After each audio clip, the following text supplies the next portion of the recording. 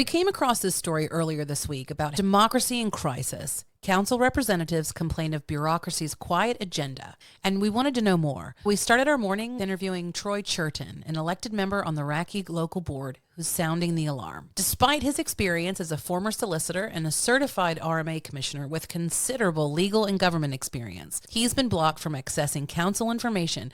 Now, after the community found out about this article, the board has received a substantial number of emails from the community. Asked those emails be tabled at tomorrow's meeting, or at least an index of those who have expressed interest. Because it's not an item that was open for public consultation, these will not be tabled.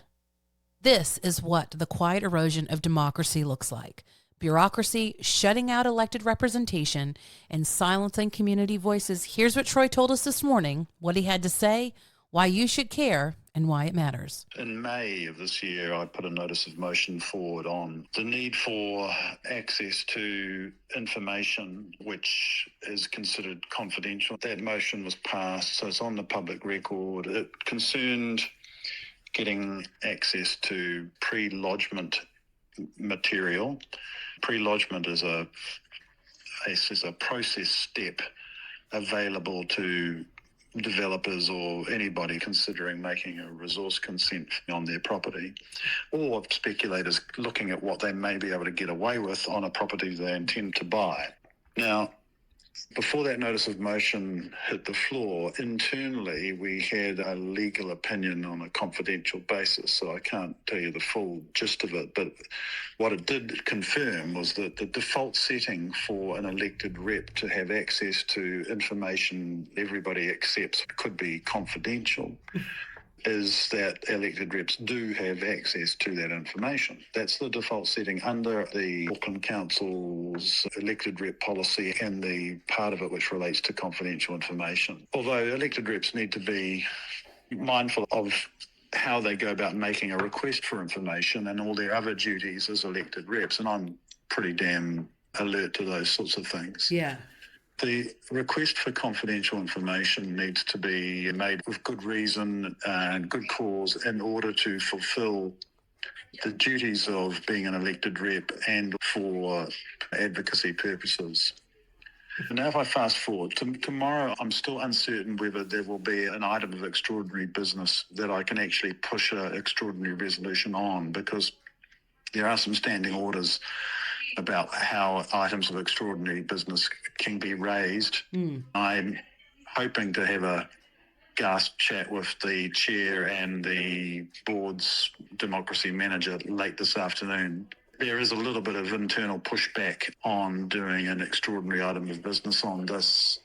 So yes, there is an access to information issue across council generally, but on this occasion, what I'm peeved about and want to challenge is that where an elected rep has made a good cause request for access to confidential information on a confidential basis and honours their code duties respectfully, it just doesn't happen to meet the presiding operational manager's view of what's a good cause, then we have a problem. How common is it to be denied access to important information that... I can only speak from my own experiences, but it's not the first time that I've had access to information requests obfuscated, if it might be the awful word. I've been around a lot now, and in the last term or two terms, it's got a lot harder to get transparency and access to information than it was 10, 15 years ago. Do you feel that being told what information you do and don't need is disrespectful to your role? So that's what I picked up in the media, and it was my response when I was having the debate with the manager who I asked to peer review their underlings' decisions. I just repeated the criteria. 1, the default setting is I have access to the confidential information. 2, I've made the request setting out good cause to fulfill my duties as an elected representative and or advocacy reasons. And 3, which is the big one in this case, the specific type of information I'm after is directly relevant and useful for the advocacy role I play in the face of sweeping changes to the RMA and potentially the plan for housing density.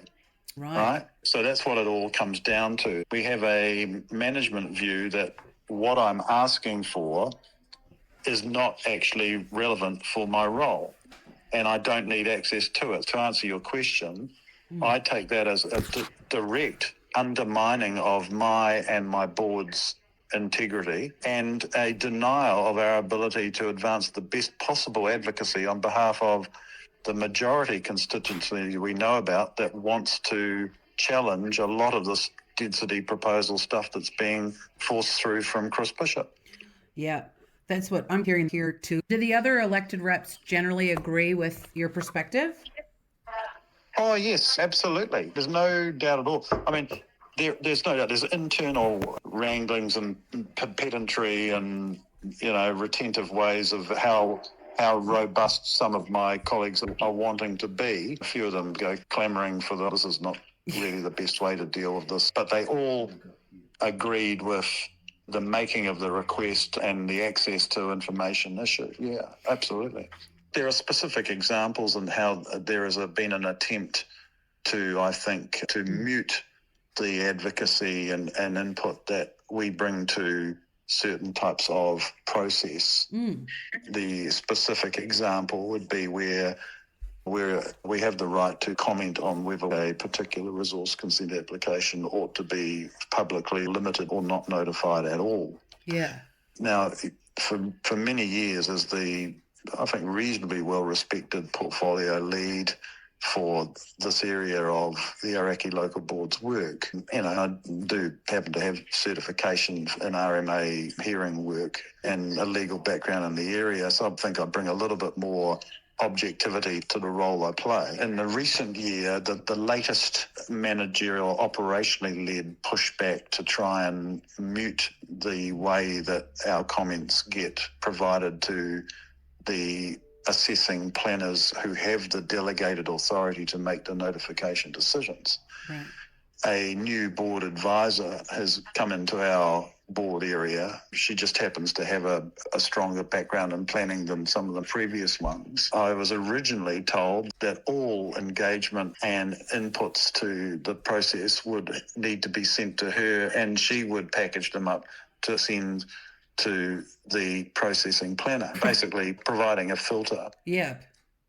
Now, I accept that she's there in a secretarial type of way to help put some polish and help me in that regard because I'm pretty bloody busy and I can always do a PA, right? Yeah, totally. But that wasn't actually the transparent reason for that at all. And we've worked it out to be a bit more of a understanding that I have no problem copying her into any direct information or directly asking her, can she package this up into something for me because I'm too busy right now? But there was no way that I was just going to roll over and say any comment I want to make to a processing planner has to go through an advisory filter. So that's indicative specifically of the increased attempt of operations staff to mute, nullify, manage electoral representative advocacy.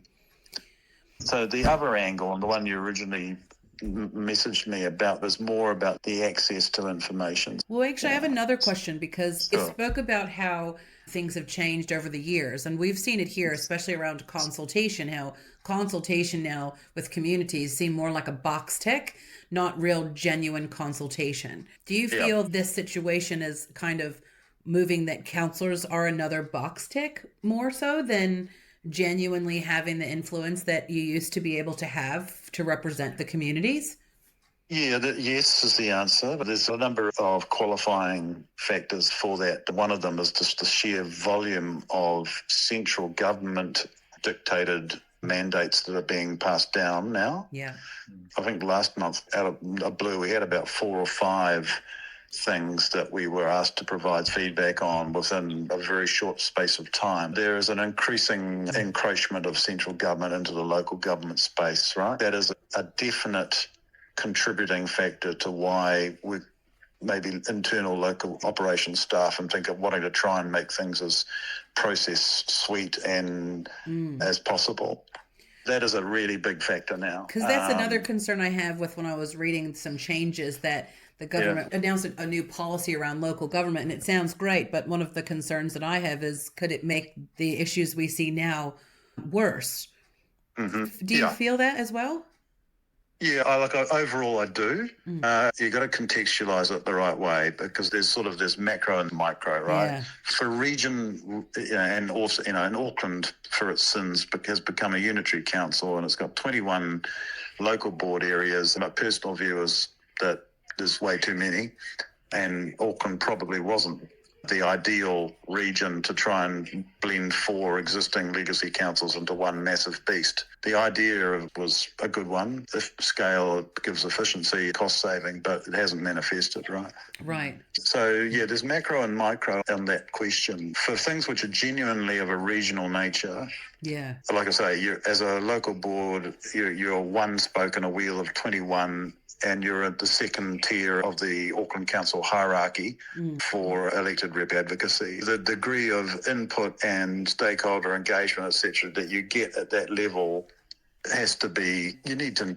know that you're probably only providing some input into a data sheet which gives an overview of, how many of the 21 boards support this position or that position. The nuances of the advocacy will get very much diluted. Yeah. Right? But at the end of the day, for those regional and regulatory things, it's the governing body where the rubber hits the road. On the micro level, within the local area itself and things for which the local board has delegated authority, there's not much of that. I think we'd still do a pretty good job in our advocacy and governance. Right. Oh, okay. Because I haven't experienced the super city scenario of that with that amalgamation. So this has been quite insightful for me, just to even how you navigate that. Yeah, I've been watching a little bit about the push against regional councils, and I'm sympathetic to it. I think you've got regional councils and this unitary council concept, and then you've got the good old-fashioned local councils that still exist. Yeah. Yeah, and to me, the difference between a regional council and a unitary council is bugger all now, really. It's one and the same sort of thing when you look at it. True. And there are a number of unitary councils around the country. Yeah, you probably want to do some comparative analysis about how they're all getting on and whether they've actually delivered on their reason there, which back from the Rodney Hyde days was all about trying to create economies of scale and efficiencies across the whole gamut of local governance, from democracy to infrastructure and budget and rate savings and the whole works. But I'm not convinced that it's actually happened. That's probably for some PhD student to do an analysis.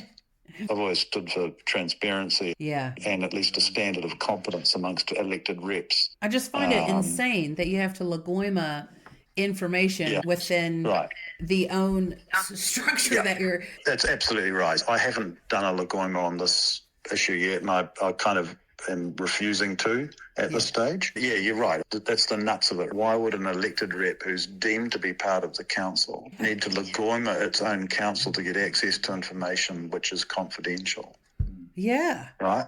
Now, in situations where the elected rep, me, has made it really plain that I abide by my code of practice, I'm enforcing a policy diligently and with integrity, and any information that's confidential that I get access to will be retained as confidential. And if I was dumb enough to not meet those terms, then I'll take the ass beating that I deserve. Completely.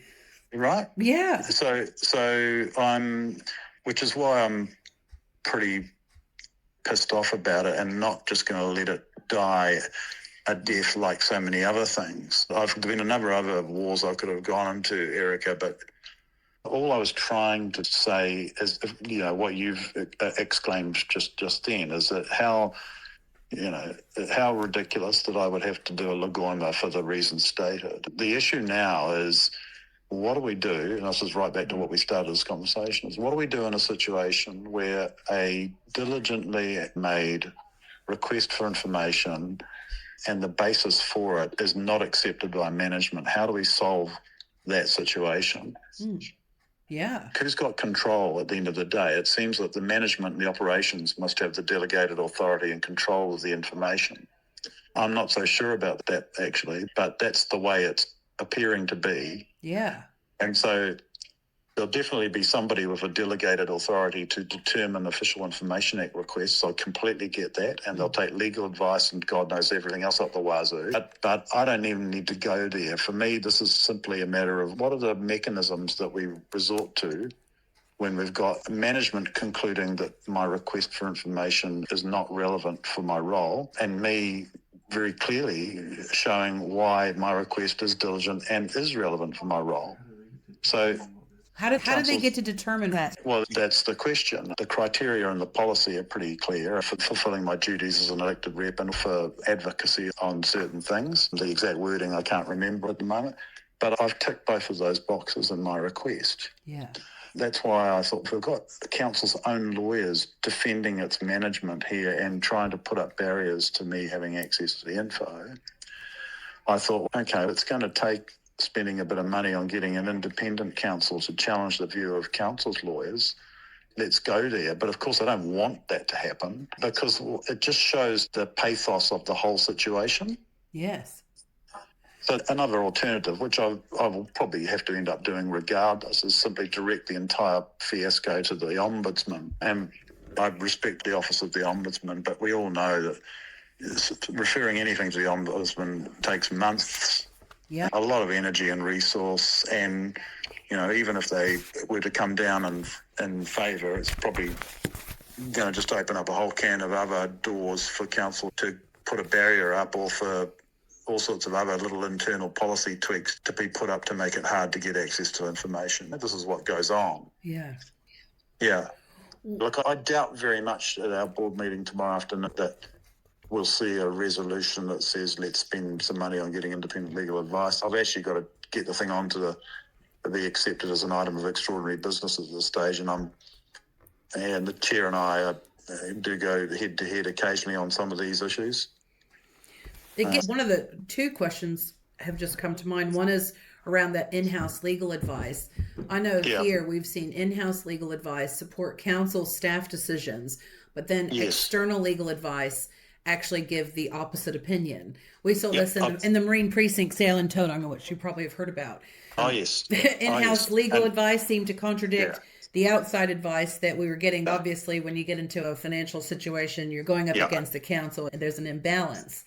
Yes. So I had exactly the same issue in regards to an issue called the landing down Ōrākei Bay to retain some boat cleaning amenity in that space. The internal legal advice was completely different from the external legal advice.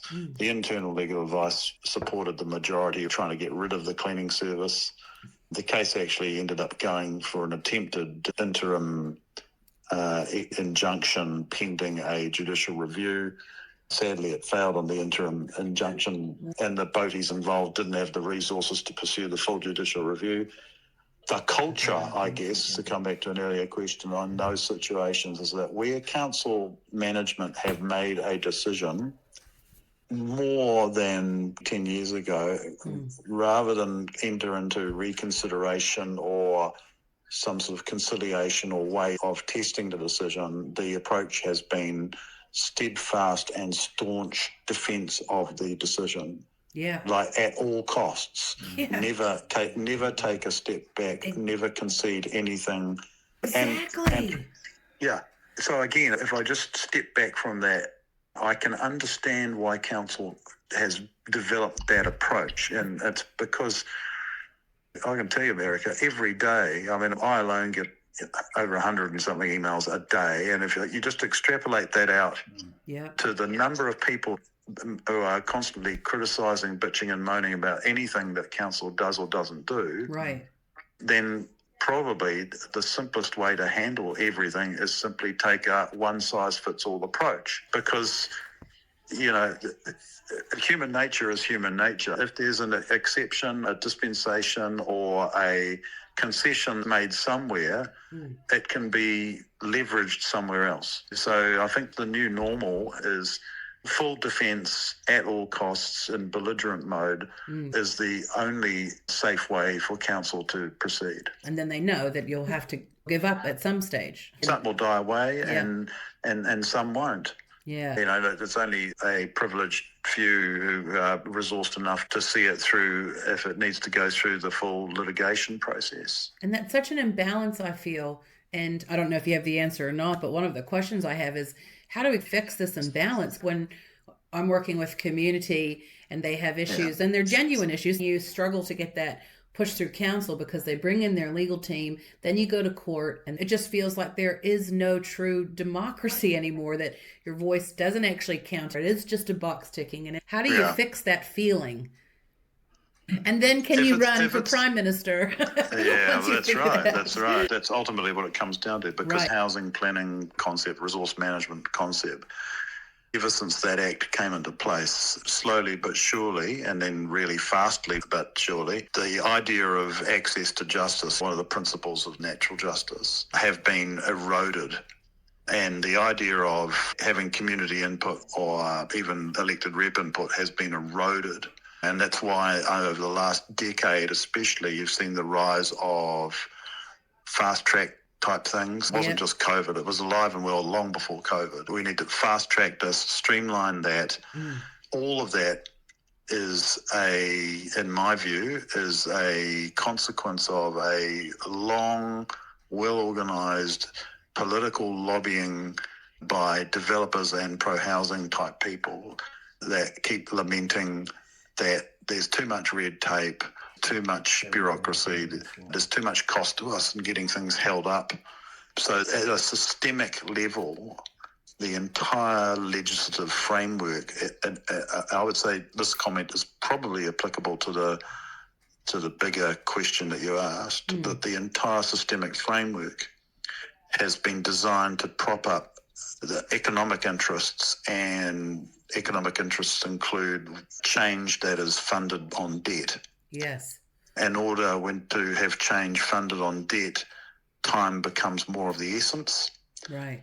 And when time becomes more of the essence, the only way to facilitate the change makers who are relying on debt is to make sure that as many of the hurdles that get in their way are cleared out of their way.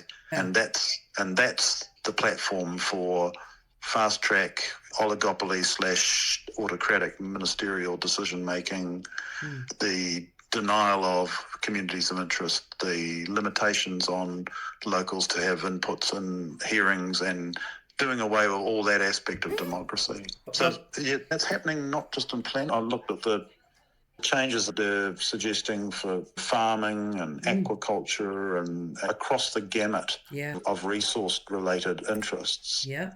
Everything the pendulum has been swung so far in favour of that, what I've just talked about now. You look at the corollary, which is how much budget has actually been throwing at proactively protecting the environment and all that stuff. It's just ridiculous. There's nothing being given to sustaining the environment at all.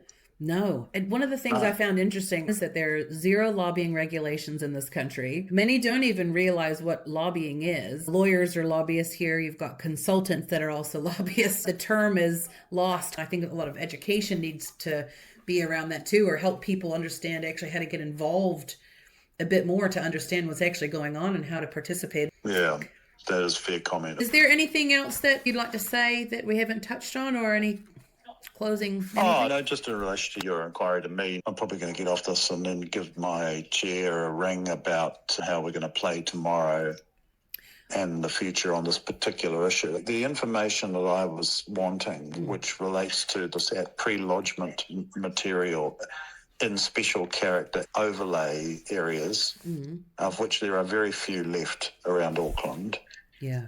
To me, was just another way of adding value to some already strong advocacy that we've been putting up for a number of years about retaining special character areas. It seemed to me that, because we know that the percentage of land that special character areas relates to is less than 3% of the total land holding, for the sake of retaining intergenerational values, it's not, in our view, going to prejudice the ability to densify most of the other city to the extent that Bishop wants. It just occurred to me, and my board supports it, that it would be interesting to dig a bit deeper on the attempts by developers to pursue developments in special character area overlay areas, because that metric, would, however it comes out, is going to be useful in advocating that special character areas need to remain. How many pre-lodgement meetings in special character areas in my area that I advocate for have there been for the last 3 years? Of those, how many of them resulted in an actual application being filed? And what sorts of developments were they inquiring about, especially the ones for densification? Were they just minor changes? Were they demolition? What sort of activity? What can we conclude? Because my bet is that actually most people respect special character areas. It would help bring up a little extra nuance to the reason why special character areas are valuable in the face of a juggernaut of densification, one-size-fits-all MDRS, right? 100%. Yeah? But sadly, the management people disagree. And that may well be because somebody at the helm of the management is perhaps more politically influenced than he or she ought to be and wants to nullify my voicing that. It gets weird when staff actions consistently support a group of developers. Look, there is absolutely one or two high-ranking operational staff and certainly a number of duty commissioners who have reputations as being pro-development or pro-government party, all that stuff. Yeah. It's absolutely the case. All right. Hey, I really thank you, Troy, for your time. Yeah, all right, mate. No worries, Erica. Oh, keep in touch. We need more people like you. It takes courage and a certain kind of person that's willing to speak out and push. Hey, thanks, mate. Troy. Bye-bye. Bye.